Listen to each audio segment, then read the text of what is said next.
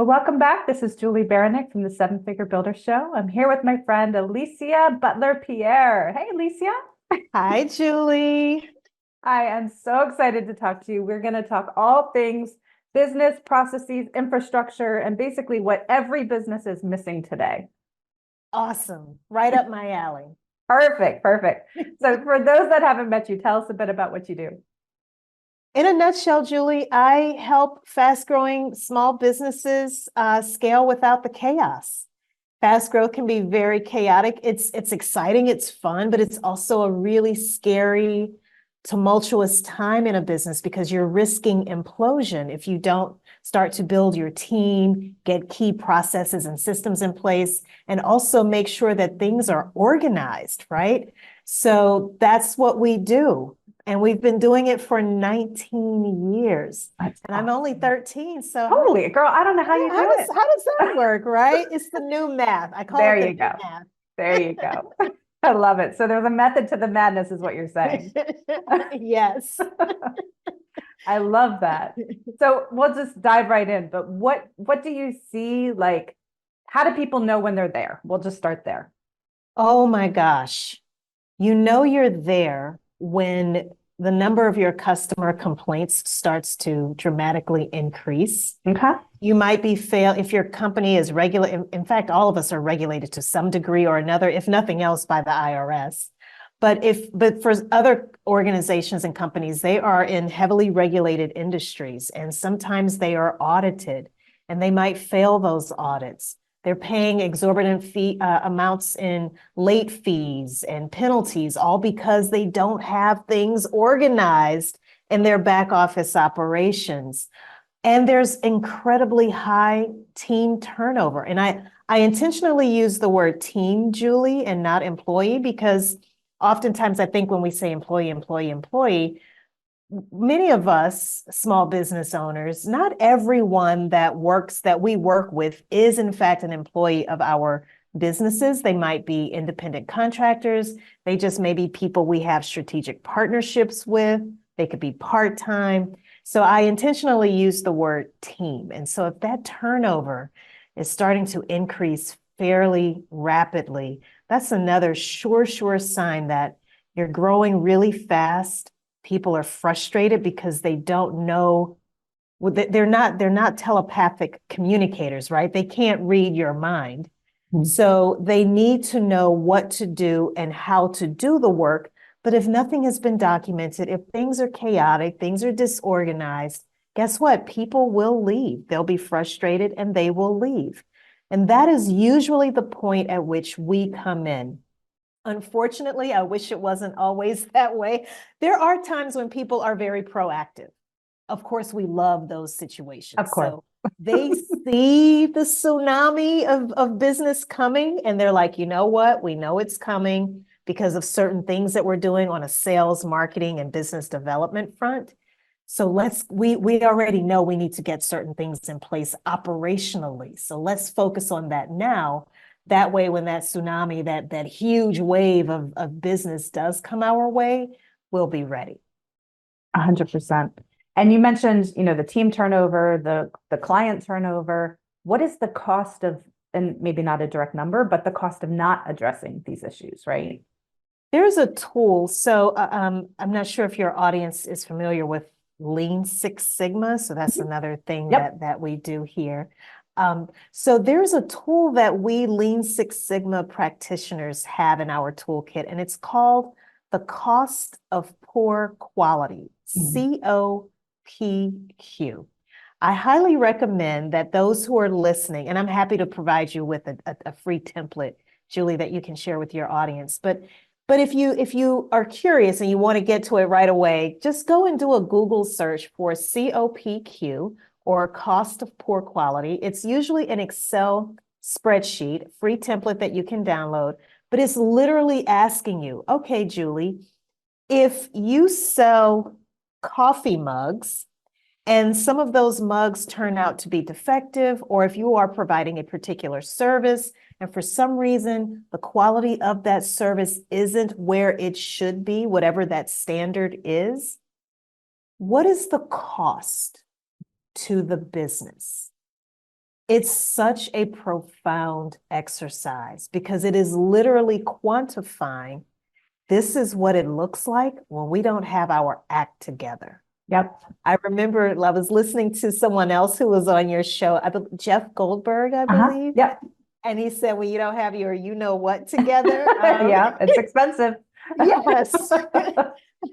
So I highly recommend going through that exercise, even if things are going well for you right now, just out of curiosity. What is the cost of poor quality for us when we are delivering our products or our services? So that's a tool that I highly recommend people use. I love that. And where, for people who are hearing this, they're like, okay, this is totally me, or I see this coming. Where do they begin other than calling you directly, of course, which is the number one thing to do. I would love that, but being on your show is a way of getting that information out to people, right? So one of the first things that I will say is this, in all seriousness, Julie, what happens particularly with smaller companies, and when I say smaller, I mean companies that don't define themselves as large enterprise type organizations. You're not a government entity. You're not, maybe you might be running a nonprofit, but that nonprofit might still be considered to be smaller, 500 employees or less. What happens is when you go in search of resources that can help you from an operation standpoint, because let's be clear, that is the problem. Mhm. So maybe I should go back a little bit and talk about the actual problem. Yeah. It is an operations problem. It's not a marketing and sales problem, because it's the exact opposite, right? You're faced with more business than you can handle. Mhm. Whereas sales and marketing is like, oh, we need to drum up more business. We need to get out there and network and do some selling, get out there on social media. Well, now operations is saying, okay, wait a minute, you've done such a great job on the sales and marketing side of things. Now we have to make sure that all of the processes are in place, all of the systems are in place to make sure that we can meet the customer demand, whatever that demand looks like. What happens with smaller organizations is when we go in search as leaders of our small businesses, when we go in search for that kind of help, we find one of two things. One, we may find that it is reserved for the bigger guys, the Coca-Colas and Googles and Apples of the world. Or two, the Fortune 500 companies that you've consulted with in your former life. Or two, the information is reserved for manufacturing or production companies that are producing some type of a tangible good, or companies that they may not actually create the coffee mug, but they may create a gift set that involves a coffee mug. Right. In other words, there's some level of production and the handling of physical goods that are at play. So what do us as who are in the services industries, where do we go? And you're right, it is very difficult to find that kind of help specifically for smaller businesses. That's why we spend so much time putting free information out there, Julie. So we have a podcast as well. We have tons of articles that we've written. We have blog posts. We have all kinds of content that we have put out there over the past 19 years online. Hopefully someone will come across that information, but there are also some really good books. One book that I recommend, and I know you probably already know this book, is called The E-Myth by Michael Gerber. A great thing about the E-Myth is that if nothing else, it warms you up to the idea of why it is so important to quote unquote operationalize your business. So it's really making the argument for why you need processes and systems in place. But if you want to know how to actually do it, that's where that book maybe falls short. But there's another one called Scaling Up or Scale Up by Vern Harnish, VERNEHARNISH. There's another great one called The Goal, GOAL. And I know I'll mess that name up. Do you know who I'm talking about, the author? Yep. And we can put the Jewish. links to them down Yes, below in the show okay, notes. perfect, Yeah, I perfect. got Thank you so much. Let's just say Eli Goldratt, I believe but I know his name, Eli, there's more to the Eli part of it. But those are three great books. And if I may, I would, plug my own book also. Totally. Because it is literally telling you how to do it, how to build that business infrastructure so that you will be ready when that tidal wave or that tsunami of customers comes your way. And that book is called Behind the Facade. And the reason I call it that, the subtitle is How to Structure Company Operations for Sustainable Success. The reason I call it Behind the Facade, Julie, is because oftentimes we can fall into the trap of spending so much time on, again, the sales and marketing and publicity and personal branding side of the business, and not on the things that people don't see, right? The rigor and the grind, the back office stuff, the administrative things that also have to be put in place to have your business fairly run on autopilot, right? Some of the things you and I were talking about before this interview. So how do we go behind that veneer that you've done such a great job of building, and you have to do it. You have to erect this exterior face of your company. But the book is really making the argument, Julie, that why don't your business operate as good on the inside as it looks on the outside?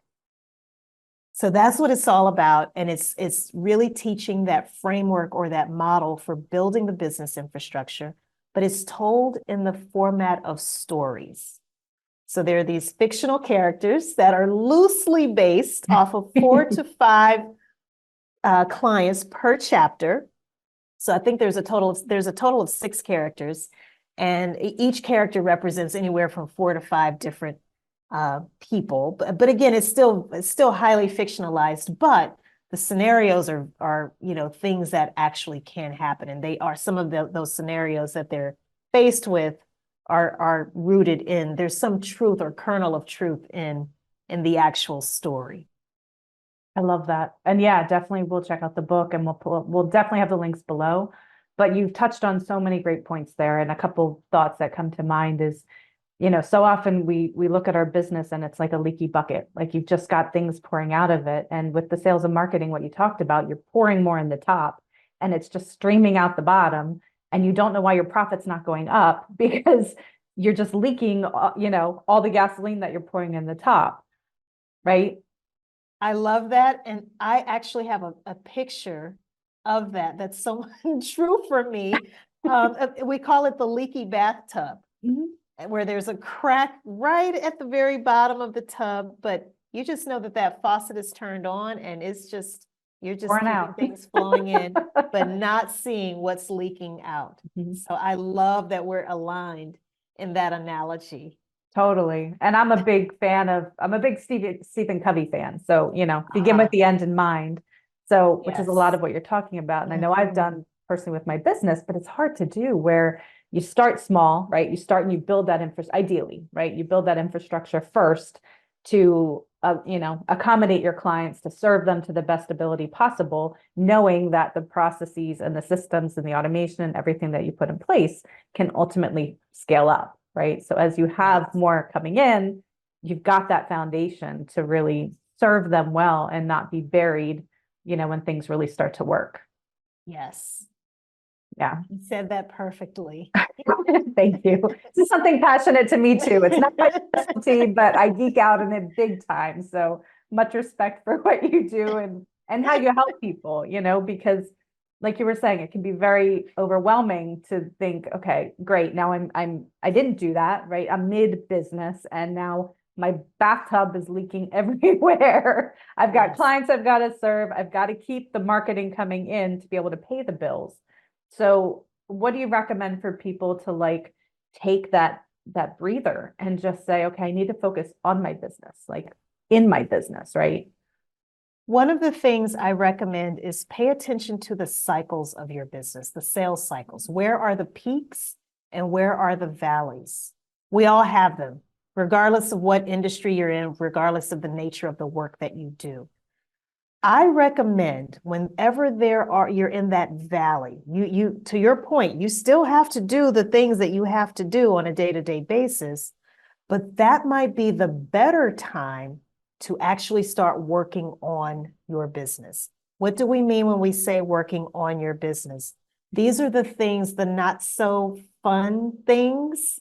This is where you're literally rolling up your sleeves, getting into the trenches, and it's very detailed. And I am not going to sugarcoat this at all. It can be very painful. Yeah. Right, Julie? But when you get on the other side, when you're in that valley, and as you're starting to come out of that valley, preparing for that next peak season, it will feel so good to know that you and your team won't be running around like chickens with their heads cut off. It won't be perfect. It never will be perfect, but at least it's better than where you started, right? And that's something else, just as a Lean Six Sigma practitioner also, we always promote and advocate continuous improvement. It's okay to 100%. strive for perfection, knowing that perfection will never really be achieved, but there's nothing wrong with pursuing it, right? Because in the pursuit of it, that's what's driving the innovation. That's what's driving you to become more creative and thinking about, well, how can we automate some of these things? How can we better streamline some other functions that we're doing in our back office, day-to-day type operational activities? Do we need to hire more people? Can we outsource some of these things to another organization that's way better at this than we are? I was just having a conversation with someone about payroll. I'm like, why are you trying to do this yourself? Paying payroll taxes and dealing with the Department of Labor, the Department of Revenue, and I'm like, outsource that.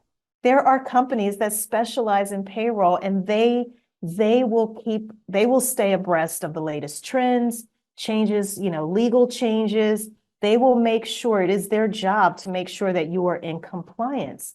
That's not what you do. You're not a payroll company. So Right. why, until you have enough business to justify hiring someone internally as the internal payroll person, until you get to that point, just outsource that to someone else. So it's having those kinds of conversations. But sometimes, Julie, when you're in a peak season, and things are just chaotic, there's so much going on. It's exciting. You have all this business. You just can't. It's very difficult to carve out the time that's needed to have those kinds of conversations. Yeah. It would be like you and I consulting with an accountant right now. Right? Like right now it's March. We are in the heart of tax season, right? So could you imagine us going and talking to someone? Well, we think there's a better way you could be operating and your processes could flow a little bit more efficiently. No, they're trying to make sure their clients' tax returns are filed on time, right? Maybe we could catch them this summer. Right. Or maybe like August, September. So hopefully those who are watching us right now and listening to us, that makes a little bit of sense. Really think about the cycles in your business and look at those valleys.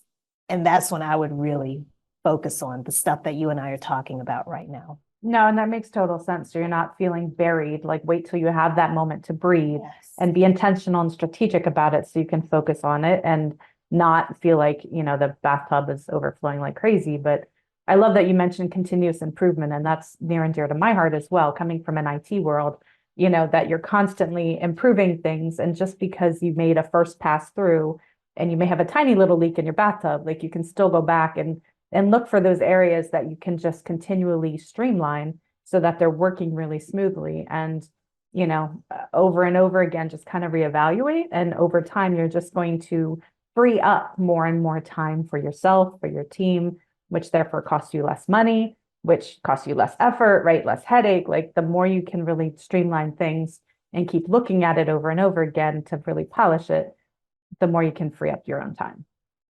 I agree. 100%. Awesome. I love it.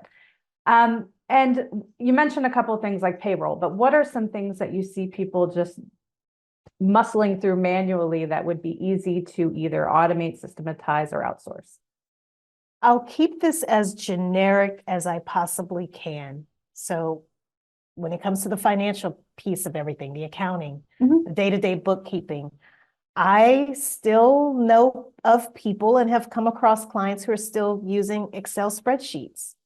And that may be great when you're starting out, but as you start to continuously grow and your business may become a little bit more complex, especially as you start to hire people, it's just better if you can actually invest in some accounting software, something like Xero or QuickBooks or even Bill.com as a way of managing all of the vendors that you have to pay.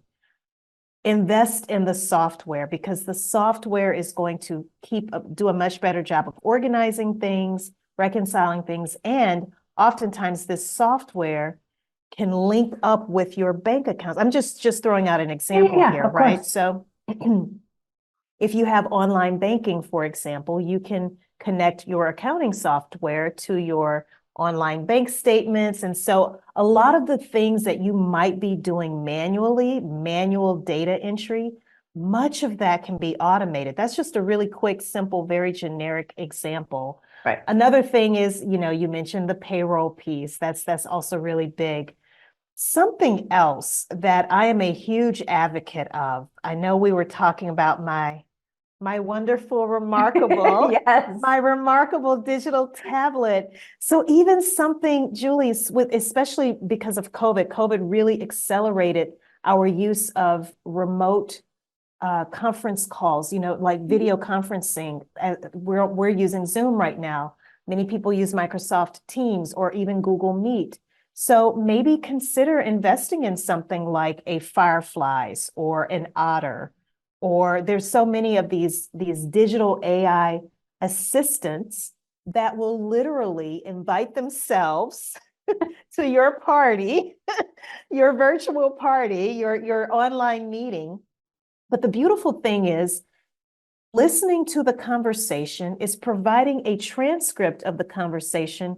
But beyond that, it also has the capability to provide a summary of your meeting as well as specific action items. That's the part that really amazes me, is that it can listen to things you and I are saying, and it can literally point out what's an action item. And then you can take that information and put it into your digital project planning solution, your cloud-based project planning solution. So something like Asana.com or Monday.com. My team, we use a tool called Notion. It's where everything we do resides now. And there's a host of tools out there, but hopefully this is just giving some of your listeners an idea of what we mean when we say there's a better way to do this. A lot of this can be automated. Some of these tools, you can even get a free version of them. And if not free, very low cost, very low investment, but it is so worth it to try to automate where you can. Don't be afraid of AI. And I know you'll appreciate this, having your tech background. I'll say this. It can serve as just that, a digital assistant. Use it in that way. Educate yourself about these different technologies and then start to figure out, how can I potentially leverage some of them to automate the things that I'm doing right now. So those are two very generic examples, but they're things that I have conversations about often. Yeah. And in full transparency for the listeners, as Alicia and I were hopping on this call, we had the battle of the AI friends that were following us into the call, that both of our friends joined the call and we kicked both of them out. So we practice what we preach. And I use Sybil. I love Sybil is another one. And it will also summarize the whole conversation, the action points, the emotions behind it. Some of it borders on creepy a little bit, but it's really powerful. And then for me, I have my Sybil, it'll also pull out the action items, right? But then it will actually drop it into Slack for me as my action items to do after the call. So I don't need it. It is my virtual assistant, which is super, super helpful. But yeah, we had our little battle to start when we were hopping on, like our battle bots. And you mentioned another phenomenal tool, Slack. Oh my gosh. We love, love, love Slack. And all of the tools that you just mentioned, Julie, the beautiful thing about them is that they all integrate with each other. Mhm. So as long as you connect them to each other, it will just start sending things. And it sounds really simple, but when you think about getting back 10 minutes here, 15 minutes there, 30 minutes here, maybe an hour somewhere else, that time adds up. And that's time that you could be using either on revenue generating activities, or again, if you're in that valley, building your business infrastructure. Or getting a massage. Or getting a massage. Which is next on my list. So. Absolutely. I love it. So how can people work with you? Like they're hearing this, they're like, I need to talk to her. What does that look like? Oh, a great way. So we are offering more and more training courses. So there's the book. There's also a podcast. So if you want to listen to what we have and some of the tips and tricks and strategies that we share, so that's free. The podcast is called the Business Infrastructure Podcast, Curing Back Office Blues. But you can visit us online at EQB, like boy, systems.com. That is the great place to find us.